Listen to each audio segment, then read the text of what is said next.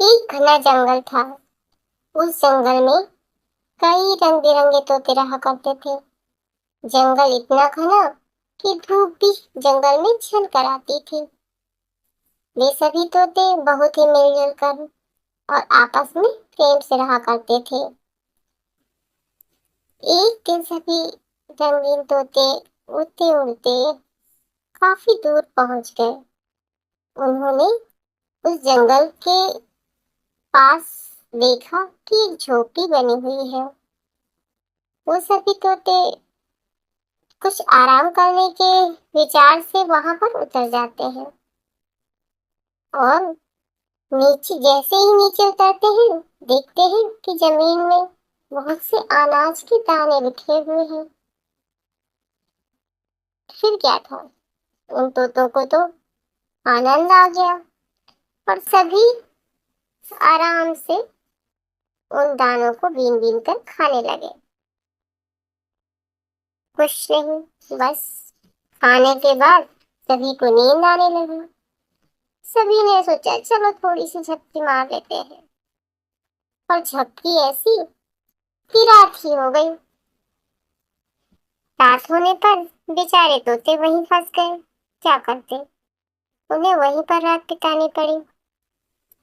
दूसरे दिन फिर जाकर वो अपने जंगल में पहुंचे। वहां बड़ी मुश्किल होती, दूसरे जंगली जानवरों का खतरा रहता और मेहनत से भोजन मिल पाता।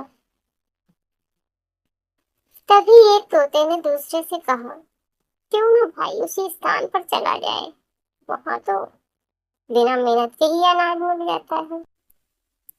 चल फिर से चलते हैं। और सभी मिलकर दोबारा से उसी स्थान पर पहुंचते हैं। फिर से उन्हें आराम से भोजन मिलता है। फल, फ्रूट, अनाज, सभी चीजें उन्हें बिना मेहनत के ही मिल जाती हैं। ऐसे करते करते कुछ दिन बीत गए। तब तोतों ने सोचा, क्यों ना हम ये जंगल छोड़कर उसी स्थान पर रहते हैं जहां पर हमें आसानी से भोजन मिल जाता है। सभी ने कहा चलो ठीक है, और सभी तोते उसी झोपड़ी के पास के स्थान में पेड़ों के रहने लगते हैं। कुछ समय होता है तो उन तोतों में से एक काफी रंगीन तोता था। उसमें कुछ ज्यादा ही कलर थे और वो बड़ा समझदार था। उसने कहा कि यहाँ पर रहते रहते हम लोग बहुत ही आलसी हो गए हैं और हमारी उड़ने की क्षमता भी कम हो रही है। अब हमें यहाँ से अपने जंगल में चलना चाहिए। उसकी बात दूसरे तोतों ने सुनी और वह उस पर हंसने लगे। कहते हैं, जाओ जाओ, तुम्हें जाना है तो उस जंगल में जाओ, वहां पर तो बड़ी मेहनत करनी पड़ती है और तुम्हें मेहनत बहुत पसंद है तो तुम ही जाओ, हम तो यहाँ मजे से रहेंगे। जब रंगीन तोते के मित्र उसकी बात नहीं सुनते तो वो अकेला ही उस जंगल में चला जाता है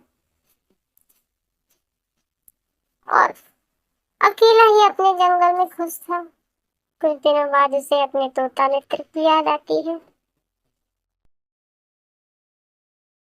उसने सोचा, चलो अपने दोस्तों से मिलकर आता हूँ, और वह उड़कर उसी स्थान पर पहुंचता है जहां वो अपने दोस्तों को छोड़कर आया था। वहां जब पहुंचता है और देखता है चारों तरफ बड़ा ही सन्नाटा सा है। वहां किसी भी दोस्त की कोई भी सरसराहट यानी कोई एहसास ही नहीं था कि आखिर उसके दोस्त गए कहाँ। वह इधर उधर देखता है और उसकी नजर पड़ती है कि उसके सारे दोस्त किसी पिंजरे में बंद हैं। वह जाकर उनके पास पूछता है, अरे भाई ये क्या हुआ और कैसे हुआ। तब उसके दोस्त बताते हैं कि भाई हमने तुम्हारी बात नहीं मानी और आज ये मुसीबत हमारे गले आ पड़ी है।